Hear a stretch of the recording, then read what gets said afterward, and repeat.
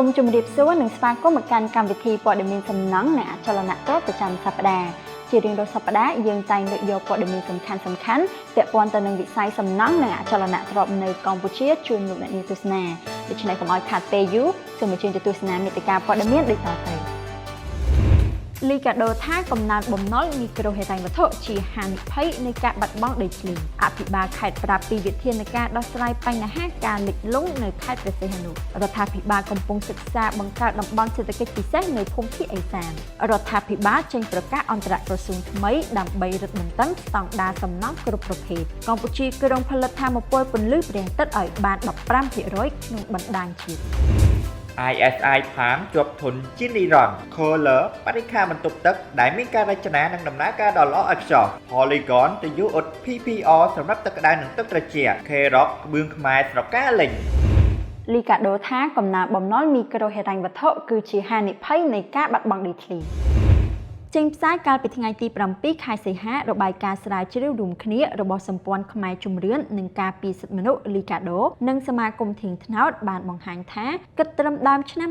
2019មានប្រជាជនកម្ពុជាជាង2លាននាក់ជាប់បំណុលជាមួយស្ថាប័នមីក្រូហិរញ្ញវត្ថុក្នុងទឹកប្រាក់យ៉ាងហោចជាង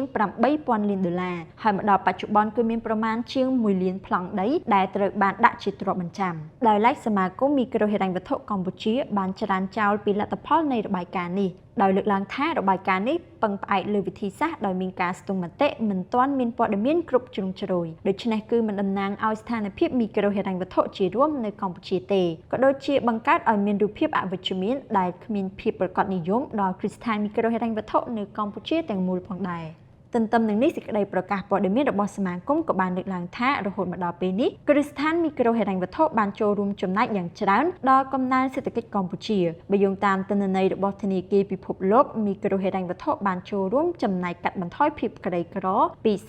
47% នៃប្រជាជនក្នុងឆ្នាំ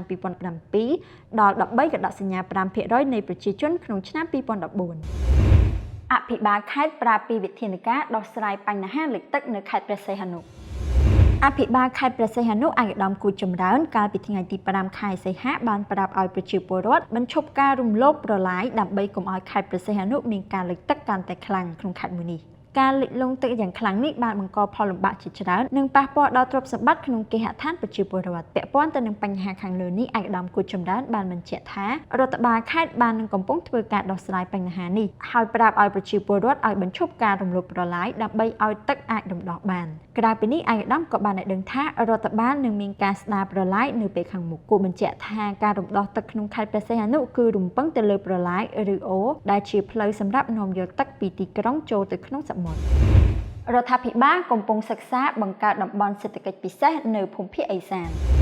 រដ្ឋាភិបាលបាននឹងកំពុងសិក្សាបង្កើតតំបន់សេដ្ឋកិច្ចពិសេសនៅភូមិភាគឦសានប្រទេសកម្ពុជាដើម្បីចូលរួមធ្វើពិពិធកម្មសេដ្ឋកិច្ចនៅក្នុងប្រទេសដែលរួមមានខេត្តស្ទឹងត្រែងក្រចេះរតនគិរីនិងមណ្ឌលគិរីឯកឧត្តមវង្សសីវិសុទ្ធរដ្ឋលេខាធិការក្រសួងសេដ្ឋកិច្ចនិងហិរញ្ញវត្ថុបានមានប្រសាសន៍ថាដើម្បីជំរុញមូលដ្ឋានសេដ្ឋកិច្ចផ្អែកលើជំនាញរដ្ឋាភិបាលកំពុងពិនិត្យនិងអនុញ្ញាតឲ្យមានការបង្កើតតំបន់សេដ្ឋកិច្ចតាមតំបន់នានាដើម្បីទាក់ទាញការវិនិយោគបន្ថែមនៅក្នុងតំបន់សេដ្ឋកិច្ចពិសេសរដ្ឋាភិបាលកម្ពុជាតាមរយៈក្រុមប្រឹក្សាអភិវឌ្ឍកម្ពុជាបាននឹងកំពុងកែសម្រួលសេចក្តីព្រាងច្បាប់វិនិយោគថ្មីនិងសេចក្តីព្រាងច្បាប់តំបន់សេដ្ឋកិច្ចពិសេសថ្មី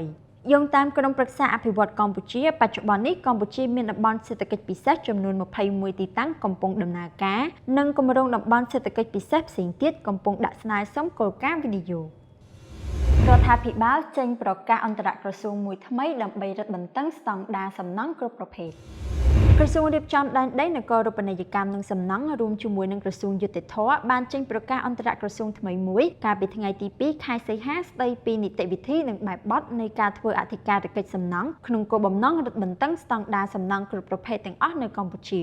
ក្នុងករណីពិនិត្យឃើញថាការអភិវឌ្ឍអចលនវត្ថុកំពុងដំណើរការដោយមិនអនុលោមតាមលិខិតអនុញ្ញាតបទដ្ឋានបច្ចេកទេសនិងបទដ្ឋានគតិយុត្តជាធរមានរបាយការណ៍ស្ដីពីលទ្ធផលនៃការចោះធ្វើអធិការកិច្ចសំណង់ត្រូវលើកសំណើចាត់វិធានការដូចជាការព្រមានជាលាយលក្ខណ៍អក្សរការផ្អាកការដ្ឋានសំណង់ការបង្ខំឲ្យរុះរើឬស្ថាបនាឡើងវិញនិងការចាត់វិធានការផ្សេងទៀតស្របតាមបទបញ្ញត្តិជាធរមានគ គួរបន្ថែមថាការពីដើមខែសីហាក្រសួងឧស្សាហកម្មនិងសិប្បកម្មបានចេញសេចក្តីណែនាំដល់គ្រប់មន្ទីរឧស្សាហកម្មនិងសិប្បកម្មគ្រប់អង្គភាពរដ្ឋកោទឹកចម្រុះក្រសួងនិងគ្រប់ប្រតិបត្តិការផ្គត់ផ្គង់ទឹកឯកជនដែលស្ថិតក្រោមសមត្ថកិច្ចរបស់ខ្លួនឲ្យផ្អាកការផ្គត់ផ្គង់ទឹកដល់ការដ្ឋានសំណង់ខុសច្បាប់ទាំងអស់ក្នុងគោលបំណងធានាអាយុជីវិតទ្រព្យសម្បត្តិនិងសុវត្ថិភាពរបស់ប្រជាពលរដ្ឋកម្ពុជាក្រុងផលិតថាមពលពន្លឺព្រះអាទិត្យឲ្យបាន 15% នៅក្នុងបណ្ដាញជាតិ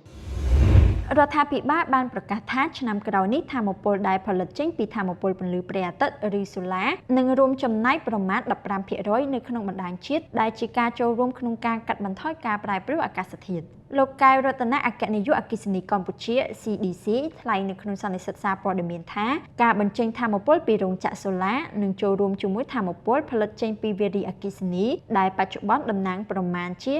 50% នៃការប្រើប្រាស់ថាមពលអគ្គិសនីសរុបបច្ចុប្បន្ននេះ Solar Farm ចំនួន2កន្លែងបានបញ្ចេញថាមពលចូលបណ្ដាញជាតិដែលមានរោងចក្រសូឡានៅទីក្រុងបាវិតអនុភាព10មេហ្គាវ៉ាត់និងរោងចក្រសូឡានៅខេត្តកំពង់ស្ពឺអនុភាព60មេហ្គាវ៉ាត់លោក Victor Zona អគ្គនាយកថាមពលនៃក្រសួងរាយនឹងថាមពលបានលើកឡើងថាគម្រោងជាច្រើននៃរោងចក្រសូឡាត្រូវបានស្វាគមន៍និងទទួលបានការអនុម័តពីរដ្ឋាភិបាលដើម្បីផលិតថាមពលស្របពេលដែលតម្រូវការថាមពលមានការកើនឡើងយ៉ាងរហ័សទស្សនិកជនជាទីមេត្រីពេលនេះកម្មវិធីព័ត៌មានសំណង់និងអចលនទ្រព្យប្រចាំសប្តាហ៍បានមកដល់ទីបញ្ចប់សូមអរគុណចំពោះការចំណាយពេលវេលាតាមដានទស្សនាសន្យាថានឹងជួបគ្នាសាជាថ្មីនៅសប្តាហ៍ក្រោយខណៈពេលនេះនាងខ្ញុំប៊ុនសៅសុភ័ក្រនាងនិងក្រុមការងារសូមអរគុណសូមជម្រាបលា